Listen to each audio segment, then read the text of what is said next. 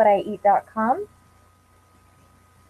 and I am here today to go back through the sugar blues talk that I just gave this past weekend, and I am still obviously figuring out this software, so I did not push the record button. So I'm going to record this again for those of you who were on the call. I'm going to try and stick to exactly what I said the first time. If I miss anything, if you have any questions, anything like that, please contact me, Emily at that'swhatiEat.com. You may want to have paper and pencil handy for notes, although this broadcast will be available, and I will be sending this link out to whoever wants it. So this Sugar Blues talk is all about this. We live in a world today that is inundated by sugar. Everyone has a sugar addiction, a sugar problem, and that is probably the question I get the most often in my work as a health coach is, what can I do to help with the sugar cravings? I just can't stop eating candy bars and pastries and things like that. And so I wanted to put this together and help people to see that it is possible to get past the cravings and to live a healthier, happier life. And before we get into that, I wanted to briefly tell you, who am I? And why am I qualified to be telling you this information? My story, years ago, about 4 years ago, my youngest was just a baby, and I was very overweight. I was obese, actually. I was miserable. I had a hard time chasing my kids around, and they wanted me to play with them, and I couldn't. So I was just too heavy, and it just made me too tired. I was tired all the time. I was just not happy. And so one day I had an experience where I just suddenly realized I did not want to feel that way any longer. I could not believe that it was actually normal for a person to feel that way, even though I had been overweight for 10 years or more. I just knew that that was not normal and that I could feel better. And I decided to do everything I could to change my lifestyle, change what I was eating, and to be a different person, one who could play with my kids and who felt better. And over the 10 years that I had been heavy and obese, I had tried several different diet plans. I'd Weight Watchers or Slim Fast or all the normal ones that people try, and I was successful for a few months while I was on it, and then I would decide, I can do this on my own, and I would go off, and of course the weight came back, plus some, usually. And so I decided that what I needed was not just a diet, I needed a lifestyle change. I needed to learn how to actually feed myself healthy food, how to move my body, and how to make it a lifestyle and not a diet. I was able to drop 70 pounds. I am now thinner than I was in high school, and I was able to do that all without any kind of a special diet. And I've been able to keep it off now for 3.5 years, and still going, feeling great. It's been wonderful, and I could not believe the difference in the way that I feel. I think that's the biggest thing. I feel capable of playing with my children and keeping up with them. I just feel so much happier all the time. I was depressed before. I think I was suffering from some postpartum depression, and now that's not a problem anymore. I feel so amazing that I couldn't keep it to myself. In all of my research on health and nutrition, a school kept coming up in the search results called the Institute for Integrative Nutrition. And I finally was able to enroll and am now an integrative nutrition health coach, and I am helping other people to make lifestyle changes. And it's so exciting to see the changes that people can make just by eating different things and changing their lifestyle a little bit makes a huge difference. So that's why I'm here today, and I would love if this talk can really help you out. For our agenda today, We are going to talk about why should we even worry about sugar. Everyone eats it all the time and they're fine, right? So why should we even worry about it? Why do you crave sugar? I'm sure you've experienced the times where you just can't stop yourself from eating the sugar. Why is it that way? Why can't you stop it? We're going to talk about simple versus complex carbohydrates. What's the difference? Which ones are they? How all of that works. We're going to talk about how your body is hungry for nutrition. This is one of my favorite things I love to tell everybody about. So we'll talk about that quite a bit. Different types of sugar. Some are better than others. Strategies for my success. I want to talk about what strategies you can implement in your own life to be successful at breaking your sugar habit. We're going to talk about other challenges that you will have to your success. There are other things that cause cravings, and we're going to go into that further. We'll discuss one of my favorite topics.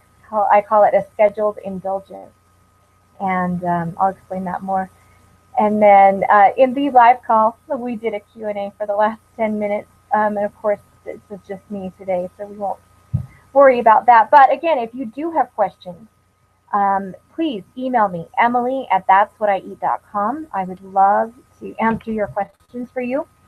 All right, so let's jump in. Why should I worry about sugar? Everyone eats it. Why is it a big deal?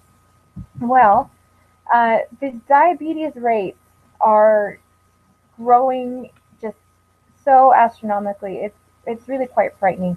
There are about 1.7 million new diagnoses of diabetes each year, but that number keeps going up. More and more and more diabetes diagnoses are coming up. And the thing that really scares me in my job as a medical transcriptionist, I've been working for a children's hospital, and I type up reports for them all the time. And one thing that really frightens me is how many children are being diagnosed with type 2 diabetes. It used to be called adult onset diabetes, but now more and more children, they changed it to type 2 diabetes because there are so many kids who are now being diagnosed with this very, very serious illness. And it's because of the astronomical amounts of sugar that we are eating as a country. Not only diabetes, but sugar is linked to all kinds of chronic diseases. It's linked to high blood pressure, high cholesterol, heart disease. Sugar is linked to depression. I've had some experience with that in my own life. I just told you about that a little bit. So many of these chronic diseases are linked to sugar. And so it really is a problem.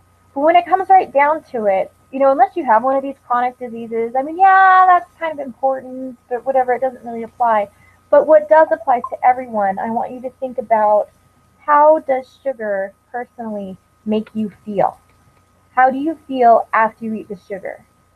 Most of us will get a nice little high, that little burst of energy from all of those little the carbs that are very easy for our body to use, burst of energy, and then we'll have a slump a little while later.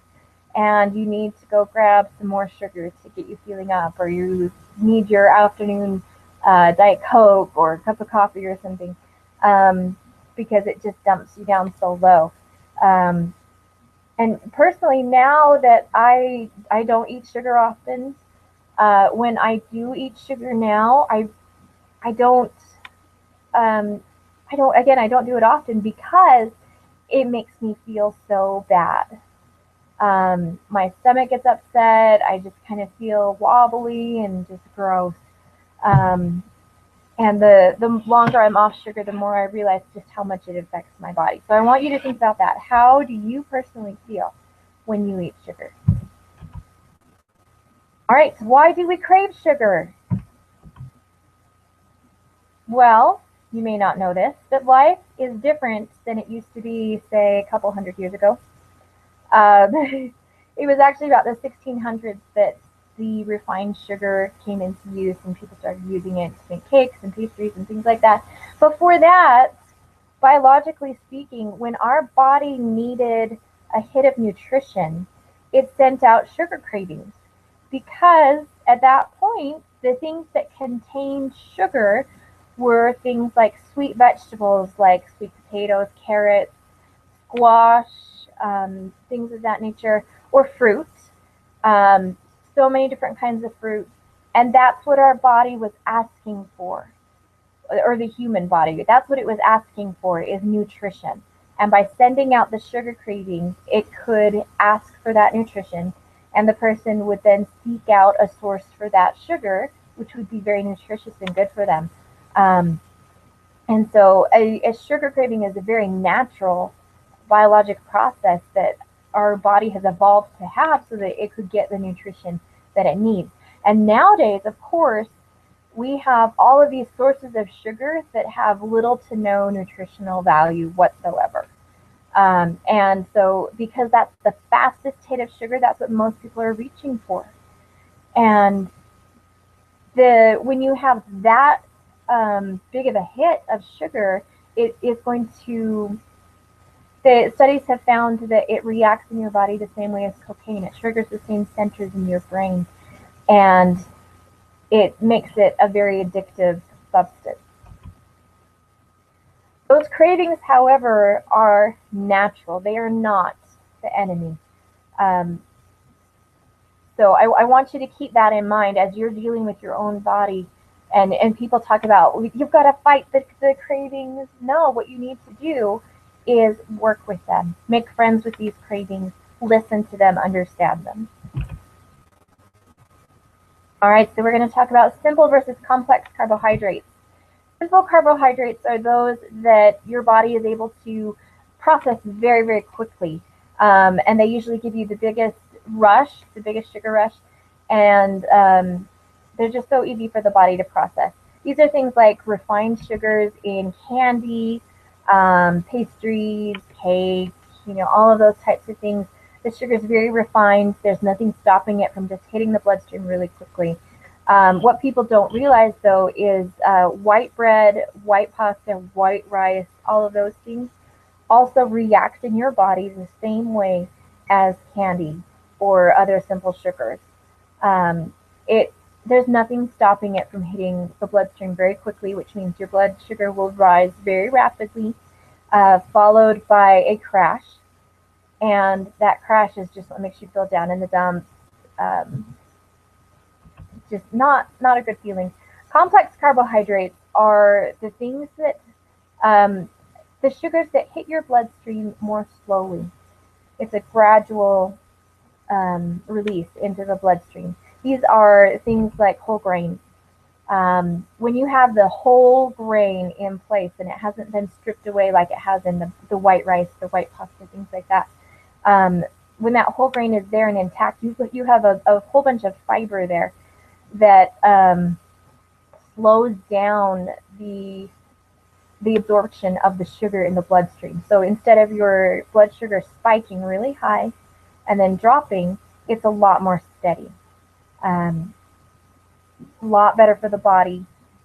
And then, there's something else I was going to say right here. I'm so sorry. Anyway, I'll think of it later.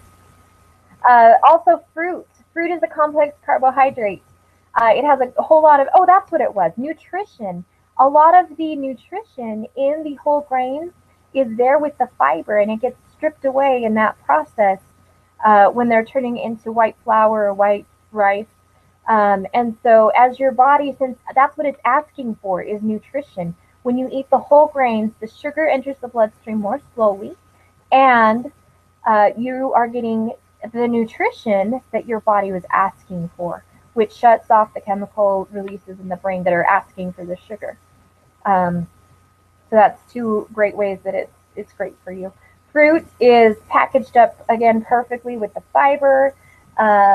Lots of great vitamins, minerals. Fruit is just fantastic. I do not recommend fruit juice very often. Every once in a while is fine, and of course it's a lot better than soda or things like that. But and there are some nutrients and things in there, but you don't have the fiber to slow down the release of sugars into the bloodstream. So you kind of have to think of it as a treat. It's not a health beverage that you don't want to have orange juice every single day. All right, there are different kinds of sugars out there, and we're going to talk about which you want to go for and which you should avoid, which, of course, this first one, processed sugars, are really good to avoid. These are things like high fructose corn syrup, um, processed refined white sugar, candy, cakes, pastries, things like that. These are all very processed. There are other types of sugars that are natural sugars. These are things like honey is a great one. I use honey a lot. We go through tons of honey. I also love plain, just real maple syrup. When you go to the grocery store and you're looking at the syrup aisle, most of those bottles, when you take them down, you look at the back, they are not actually maple syrup. They are a high fructose corn syrup or a different kind of corn syrup that has a little bit of maple flavoring in it. Those are the processed sugars. They're very refined, not good for the body at all. What you want to look for is one that says real maple syrup. The only ingredient should be maple syrup. Um, go organic if possible, and it's a whole lot easier for the body to handle in that form. So they are still sugars and should still be eaten in moderation. I know I just said we go through a lot of honey, but they should be eaten in moderation. Um, but if you are going to reach for a sweetener of some kind in a recipe or something like that, go for the honey or for the maple syrup, something that's a lot more natural and good for your body. Okay, hungry for nutrition. I love this topic. I tell everyone about this. There was a documentary that I was watching, and there was a man on one of this documentary who was discussing how he had been obese, and he one day realized that he was fat because he was starving to death. He was eating all of this food, massive amounts of calories, and yet the amount of nutrition that he was actually receiving from this food was next to nothing. And so the chemical responses in his brain kept asking, please, please, please, send more food. We need some nutrition. And he wasn't listening. And therefore, he was still obese. And once he figured this out, he was able to drop a lot of weight. And that's how I was able to drop a lot of weight as well, is I switched my focus from calories to nutrition. Um, as you're going in the weight loss atmosphere, online in forums or just programs, anything like that, they tend to teach you that, if you want to lose weight, all you have to do is burn more calories than you eat. Everyone's heard this. And when it comes right down to it, that makes it sound as if a calorie is a calorie and they're all equal. But really, they're not. If I took a 2-liter bottle of Diet Coke, or I'm sorry, let's go regular Coke, because that one has a lot more calories, way full of sugar.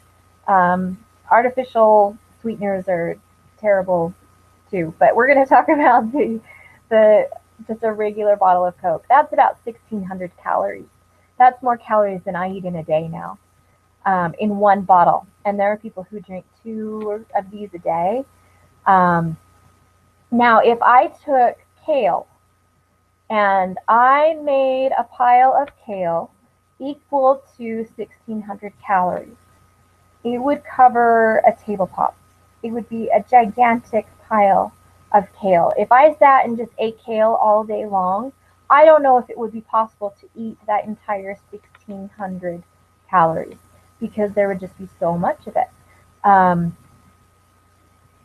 so, and if you look at the difference in nutrition, you are getting absolutely no nutrition from the Coke. Not a bit. It is calories, it is sugar, no nutrition, nothing there.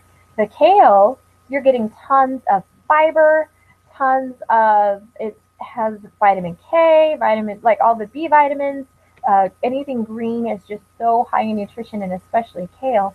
If I sat down and ate 1,600 calories worth of kale, the amount of nutrition I would be getting in my body would be huge.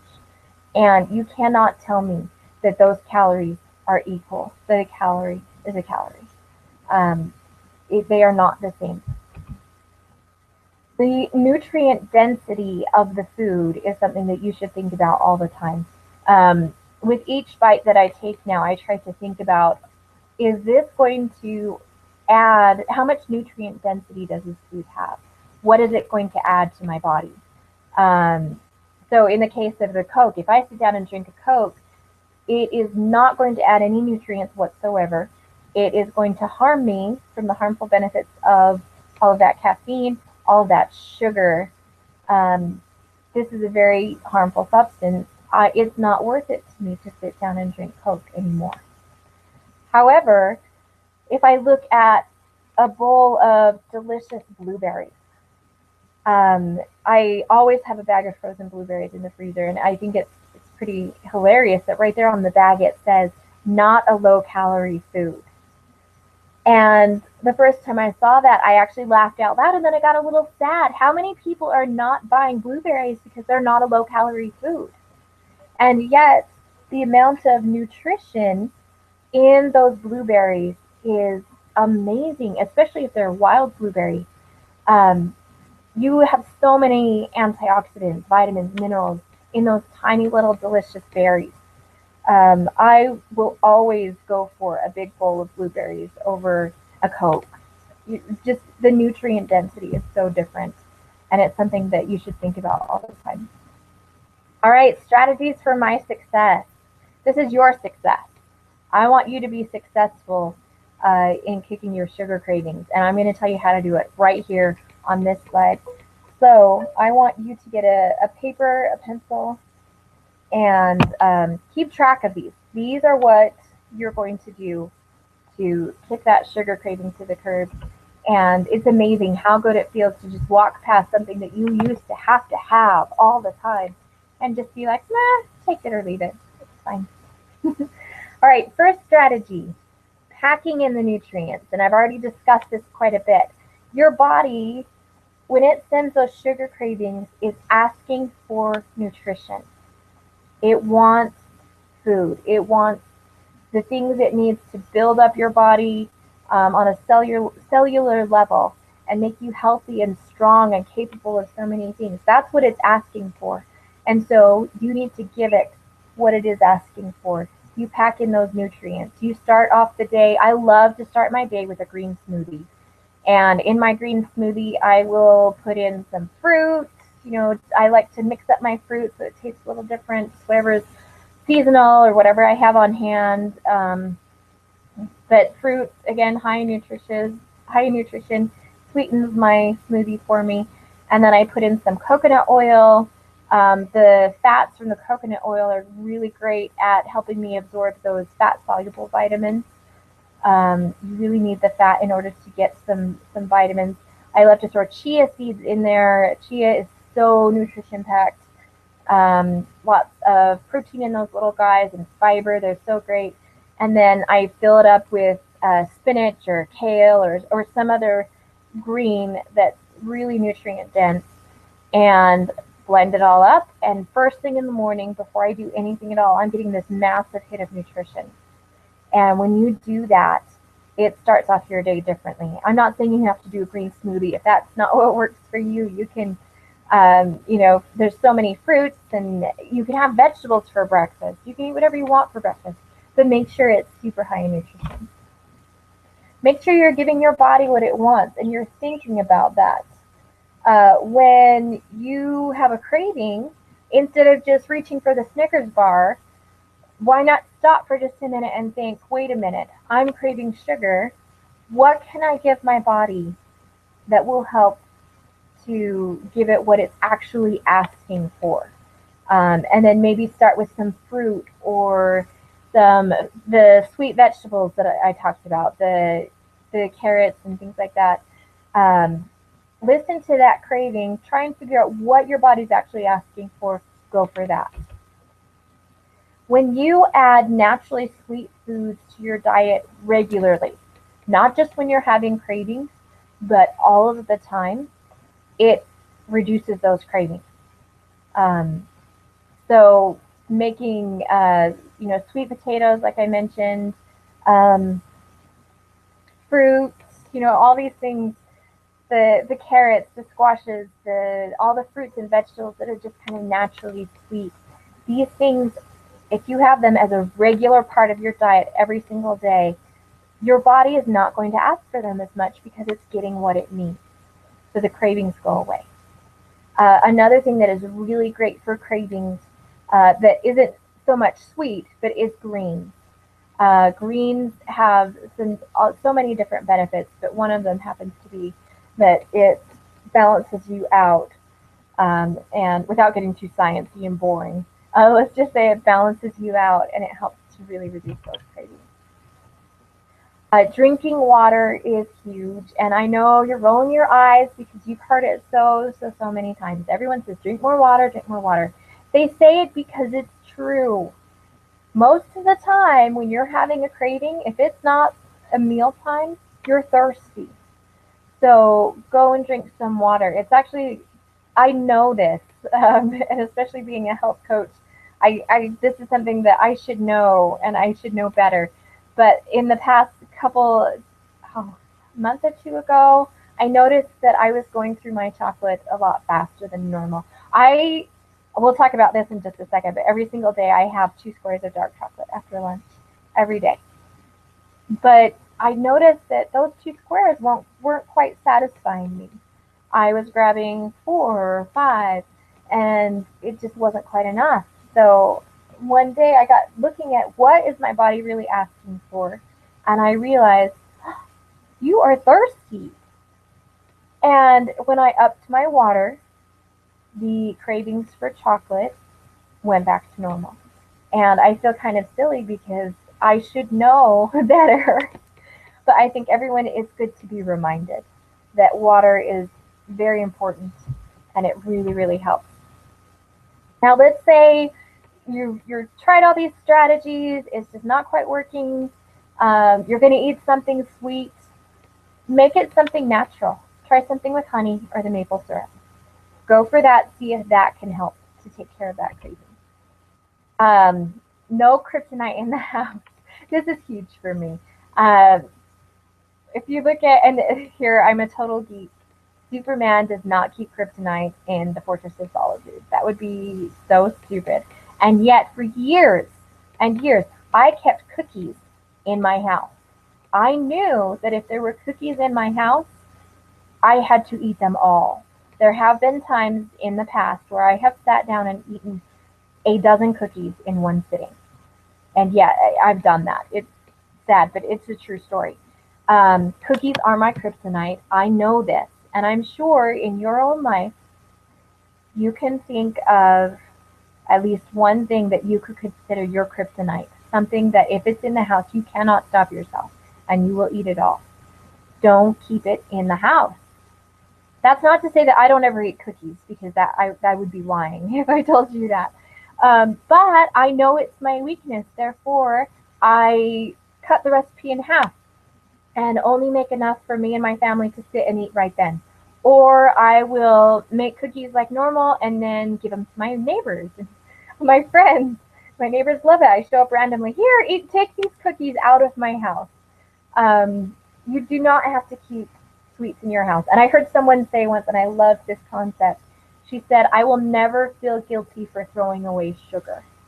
You should never feel guilty for wasting sugar. It's not a waste. All right, other challenges to your success. There are times when you try all these strategies and none of them work, and you cannot figure out what's going on. Why is this not working? In those times, it is important to look inside and think about, am I craving food or am I craving something else? And as an example for this, if you are craving chocolate, it could be that you are craving the magnesium in that chocolate. Chocolate is very high in antioxidants, magnesium, all of these great things. It's good for you, as long as it's high quality chocolate, of course. But is that really what your body is asking for? Or are you craving more pleasure in your life? What is really going on? And could that craving be satisfied by going and doing something that's pleasurable to you, like reading a book or taking a bath or, a conversation with a friend? Is there something else that could fix that craving for you? So think about that. Think about what your body is actually asking for again. All right, scheduled indulgence. This is my favorite. Back when I was dieting and on Weight Watchers and all those different programs, there were days I would quote unquote cheat on my diet, and I hate that word when it's being referred to the way that you eat. Um, it makes you feel so guilty and like you've done something wrong. There are times that people need treats. There's just no way around it. It's the way that we're built. Treats help comfort us. Um, it's just the way life is. If you deny yourself of all treats, you're going to fail. That's just the way it works. And so instead of cheating, what I do is what I call a scheduled indulgence. It's not a cheat. I am still on track. It's nothing to feel guilty about whatsoever. But every day after lunch, I know that's when my biggest cravings hit for sugar or chocolate. It's chocolate. Let's be serious. It's just chocolate. Uh, and so I have for years tried to fight that craving. And then I would find myself at work standing in front of the candy machine, popping in quarters for, Reese's peanut butter cups or Snickers or some kind of chocolate that was really crap and not good for my body. What I have done instead is now I do a scheduled indulgence every day after lunch. I am scheduled to have my 2 squares of chocolate. And it is a dark chocolate. It is organic. It is high quality. Yeah, it costs more, but I'm only eating 2 squares. It's not like I'm eating the whole Snicker bar's worth. 2 squares, because it's such high quality, it's enough. And this quote here on this slide, if you're going to eat it, enjoy the bleep out of it. This is actually, I wish I could remember who to credit this to. It's another health coach that told me this, but she said that if you're going to enjoy it, if you're going to eat it, make sure you enjoy it. You should make sure it's the highest quality. You sit down and set up the atmosphere. You don't want to be scarfing M&Ms in the closet while your kids are, hiding from your kids. Although I've done that. But you want to set the scene. Sit down in a nice place that you enjoy. Take a little bite of chocolate. Let it just melt away on your tongue and really focus on the flavors and the enjoyment of the experience. Maybe turn on some music. Get a little over dramatic with your facial expression. I mean, it sounds so silly, and yet the amount of enjoyment you can get out of one little square of chocolate is amazing when you actually set the scene and make sure you are going to enjoy the bleep out of it. So don't feel bad about the treats. Don't feel guilty. Make sure it is high quality and that you enjoy it. I love that one. All right, your assignments. As a part of my health coaching program, the group health coaching, it's going to be a program that lasts 3 months. It starts January the 3rd. As a part of that, I am going to give little assignments at the end of each little session. These assignments, not very many, 2 or 3. I don't want to overwhelm you. I am not going to tell you to go and flush everything that contains sugar and throw it in the garbage, because you will not be successful if you go all extreme. I'm sure everyone has tried that. I've tried that. You go all extreme and it lasts for like a month and you're back to your old ways. I want you to have a lifestyle change. And so I'm only going to give you 2 or 3 assignments, and you're going to do those assignments and report back to me. And so because that's in my group coaching, I wanted to show you what that's like here as well, with this free little session. The first assignment is I want you to figure out 1 step that you are going to take to eat less sugar. Now that the slide a little bit back about strategies for my success, and I talked about all those different things that you can do. That's a great place to go to get some ideas for what you are going to do to eat less sugar in your life. But figure out 1 thing that you are going to do. Once you have figured that out, send me an email with your plan. I want to know. And studies have shown that when you have someone that you're reporting to, that you talk to about it, the word's escaping me right here, the one I want, but you get the idea. Uh, you are so much more successful. So give me an email, Emily at that'swhatieat.com. I want to know what you're up to. And then January 10th, you've got a little bit less than a month. Yeah, but that's a Saturday. So email me back by January the 10th and let me know how it went. Were you able to do your step? How well did you do it? How does it make you feel? Were your sugar cravings reduced and how much? I want to know all of that. So those are your assignments. All right, I briefly touched on the group coaching sessions. I'm going to go through it a little bit more in detail here. They start on January the 3rd, and they are going to be Saturday classes. They start at 2 p.m. Mountain Time. Now, if you cannot do that, that is just fine. Do not worry about being there at the scheduled time. It's great if you can. We will have discussions. It will be kind of like this, where it will have a presentation at the beginning. We'll have discussion at the end. It's going to be a lot of fun. But if you cannot make it, do not worry about it at all, because everything is going to be recorded. If you get me your questions ahead of time, I can address them in the presentation, and then you can go back and watch it whenever it's convenient for you. And I know where the record button is now, so I won't have to do a little catch-up recording like I'm doing right now. So we are going to meet every 2 weeks. 2 weeks is long enough for you to really set pick your assignment and set a new habit. But if we go much longer than 2 weeks, people start to kind of drift and get off track. So 2 weeks seems to be like the perfect happy medium. So meet every 2 weeks. It'll be 6 total sessions over the course of 3 months.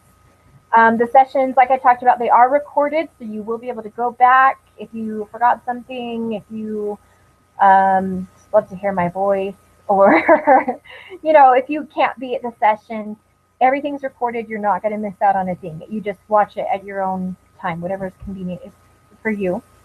There is going to be a Facebook group that we'll put together where you can go and talk to your other group members and say, hey, this assignment's hard for me. Can you give me some ideas? Or, hey, I've lost 3 pounds. Hooray. You can have a set of cheerleaders and support and all those things ready and available to you. So that is really great.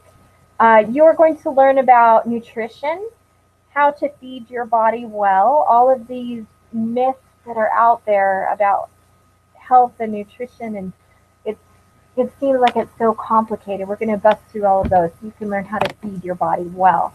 We will discuss exercise, meal planning, self-care. Self-care is huge. Being healthy is so much more than just what you eat and exercise. I mean, that's of course important, but self-care, it plays a big part of that as well, and we'll discuss that. And there's going to be so much more. It is going to be a lot of fun.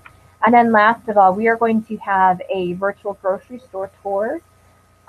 This is probably going to be more of a health food store tour, because I know so many people, they walk into the health food store and it smells funny and there are weird packages and they don't have all their familiar things. It can be a little scary, but I'm going to take you through that and show you how to get around a grocery store and avoid the junk and find the good stuff. So I'm excited about that one. That one will be a lot of fun. All right, so this is where we had our Q&A session during the live recording, and we had some good questions. They were asking, I don't remember all of the questions. Someone asked about green smoothie recipes, and I directed them to my website. It has 3 different green smoothie recipes. Normally, I don't use a recipe. I just dump in what looks good and kind of fill up the blender with greens after that. But if you are more comfortable with a recipe to get started until you get used to the amounts and everything, I do have 3 different ones on my website, that'swhatieat.com. Click on Real Food Recipes, and that will go down. It will show you some recipes. And then also my Pinterest board. go to that'swhatiEat.com. On the right-hand side, there will be a link to my Pinterest, and then I have a smoothies Pinterest board. There are so many ideas there. Lots of really, really great ones. So give those a try. Let me know what your favorites are. I would love to see if there's a recipe you like or just, a combination that you like. Email that to me. All right. So, and if you do have any questions, please email me the questions. I would be happy to respond. I love to talk to people about health and nutrition. I just so much. So please don't hesitate. Just email me. You can also find me on Facebook under That's What I Eat. And I do respond to Facebook messages fairly quickly. So there's also a link to my Facebook page there off the site. So, and I did want to mention, if for the group coaching, that starts January 3rd. They're right on my site, that'swhatiEat.com front page. It has a place to click to learn about the group coaching, front and center there. So look for that. That's going to give you a ton more information about the program. It has the link there to sign up and pay and all of that stuff. So go there. Also, if you are thinking even a little bit that this might be for you, that you would love to do some group coaching and see how you can change your life and drop the weight, but you're not sure, contact me. Okay, Emily, that's what I eat at that'swhatiEat.com. We can set up a little one-on-one free consultation. I will go through and ask you questions about your health, your history, things like that. And then we'll discuss whether or not the program's right for you. We can talk about your goals, and I can let you know if this is going to work for you. So please don't hesitate to contact me, because that consultation is free, no obligation. I'm really easy to talk to, not pushy at all. So let me know. And I would like to thank you for watching this presentation. I hope that you have enjoyed it, and thank you very much. Bye.